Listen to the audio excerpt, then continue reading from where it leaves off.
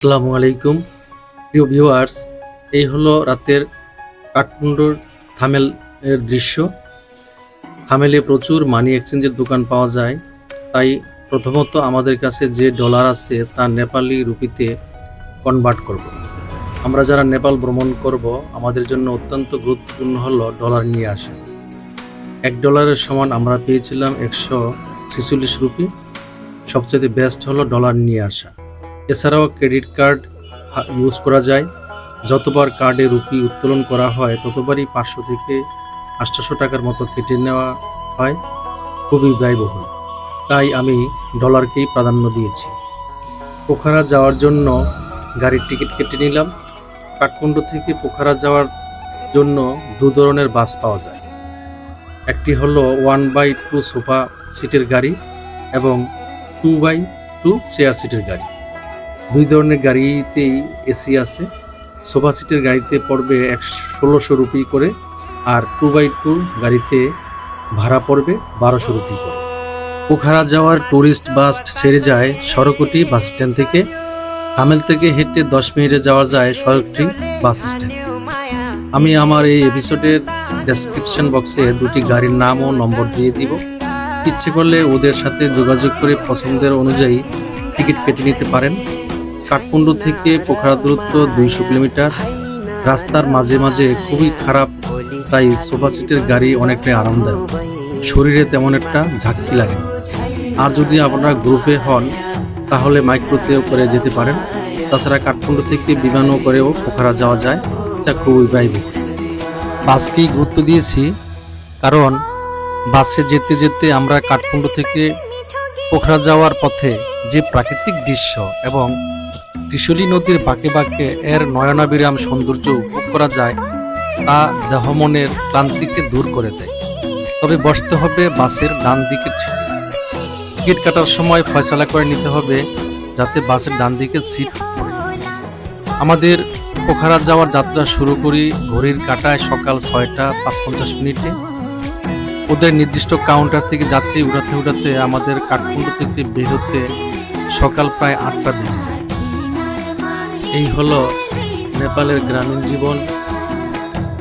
গ্রামীণ জীবনের রাস্তাঘাট, বাড়িঘর চমৎকার, খুবই সুন্দর, দেখার মতো।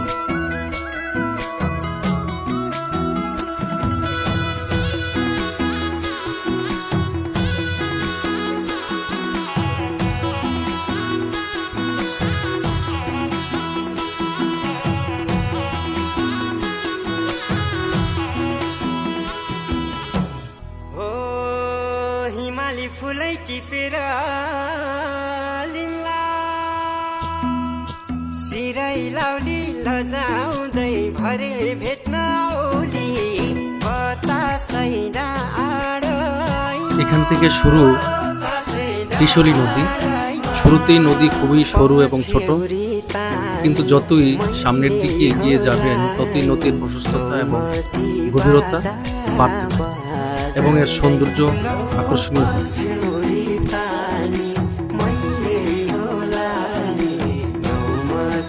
জানুয়ারি মাস, চমৎকার গ্রামীণ জীবন। পাহাড়ের পাদদেশে প্রচুর সরিষা ক্ষেত, হলুদ সরিষা ফুল, চোখ নামাতে পারবেন না।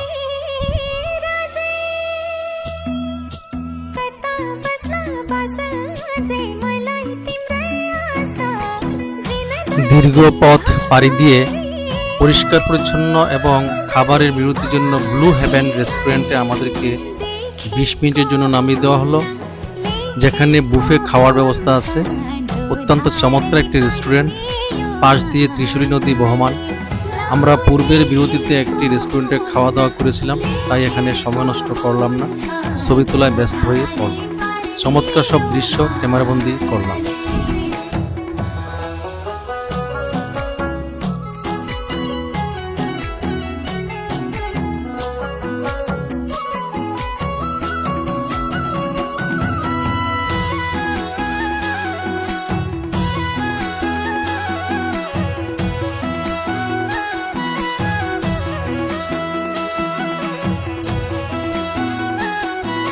রেস্টুরেন্টের ভেতরে প্রবেশ করে আমরা নদীর সাইডে চলে আসলাম।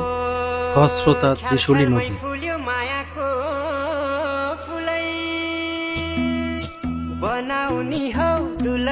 त छैन घर त ठुलै बार्तली चिरेको বর্ষার সময় নদীতে প্রচুর পানি থাকে এবং প্রচণ্ড স্রোত থাকে। मनभित्रै पसी झ्यालैमा बसी गलबन्दी बुनेर देउनी लौ मनभित्रै पसी झ्यालैमा बसी गलबन्दी बुनेर देउनी मनको कुरा मनभित्रै रह्यो के भयो भयो माया दिलै चोरी लायो जिस्काउँदै मायाले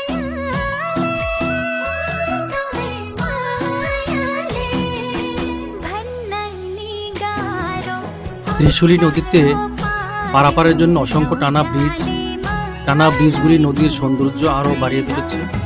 চোখের কোণে ঘুমের ক্লান্তি আসবে না, চোখের কোণে অবসরতা আসবে না, সারাক্ষণ ব্যস্ত থাকবে সৌন্দর্য উপভোগ করার জন্য। এ যেন চোখের খোরাক, মনের প্রশান্তি। আমি অনেকবার চেষ্টা করেছিলাম চোখ বন্ধ করার জন্য, কিন্তু বন্ধ করতেই মনে হয়েছে কি যেন দেখতে পেলাম না, কোন সৌন্দর্য রূপ মাধুরী যেন আমার চোখের আড়াল হয়ে গেল।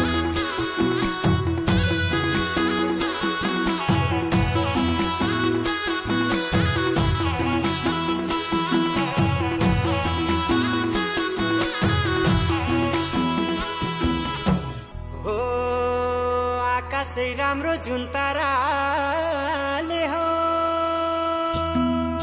छेउमै आए म त ए होइ लायो गाँठेल त ऐ बैसैमा मायाको सैमा मायाको तिमी फुल जस्तै भमरा मस्तै कसरै छ मिठो प्रीतिको लौ तिमी फुल जस्तै भमरा मस्तै कसरै छ मिठो प्रीतिको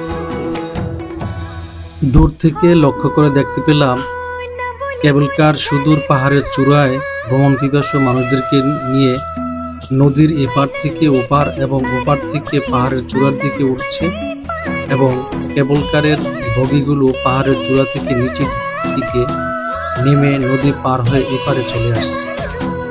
যারা মাইক্রোতে করে অথবা নিজস্ব ব্যবস্থাপনায় ভ্রমণ করছে তারা এই কেবল কারে ভ্রমণ করতে পারছে। আমরা যেহেতু বাসে ভ্রমণ করছি তাই আমাদের পক্ষে বাস থামিয়ে কেবল কারে ভ্রমণ করা সম্ভব হচ্ছে না।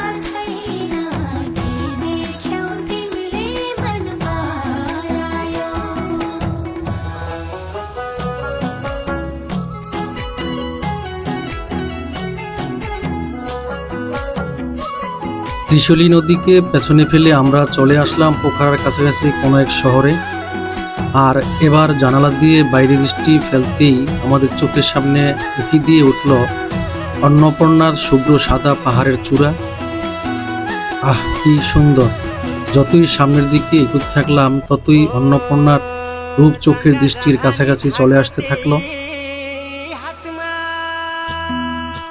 नभए नि साथमा म त चिनो हेर्छु रातमा छ झल्को मेटिनमा ओ झल्को मेटिनमा पर्खेर बसे लौ म त फसे गहिरो यो मायाको तालैमा लौ पर्खेर बसे लौ म त फसे गहिरो यो मायाको तालैमा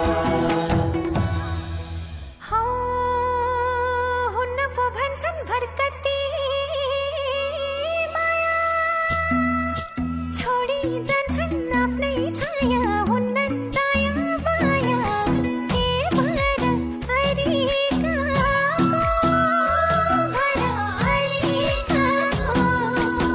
অবশেষে আমরা চলে আসলাম পোখরা ট্যুরিস্ট বাস স্ট্যান্ডে।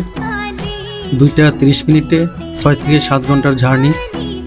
ট্যুরিস্ট বাস স্ট্যান্ড থেকে ফেওয়া লেকের দূরত্ব খুবই অল্প, কিন্তু ট্যাক্সি ভাড়া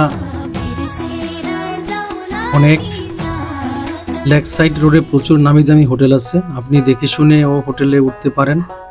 অথবা আমরা হোটেল সেরা স্ট্রিট নম্বর 11 লেক সাইড রোড পোখারাতে উঠেছিলাম। कुहिरोले बाटो छेकिदेला उरी झरी হোটেলের নাম ও ফোন নাম্বার ডিসক্রিপশন বক্সে দিয়ে দিব, ইচ্ছা করলে আপনারা ওখানে উঠতে পারেন।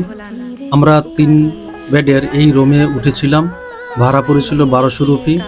আজ এই পর্যন্তই, পরবর্তী দেখা হবে ফেওয়া লেকের অপূর্ব দৃশ্য নিয়ে আরেকটি এপিসোডে দেখার আমন্ত্রণ জানিয়ে শেষ করলাম। ए प्रकृति ए देवी देवता बचाई राखिदेऊ है मेरो हजुरलाई।